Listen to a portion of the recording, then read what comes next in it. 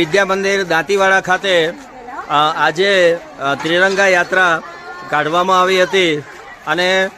શાળાના જે 400 બાળકો છે એ 40 બાળકો આજે આ ત્રિરંગા યાત્રામાં જોડાયા હતા અને ત્રિરંગા યાત્રા અહીંથી નીકળી એટલે કે વિજય વિદ્યા મંદિર દાંતીવાડામાંથી નીકળી અને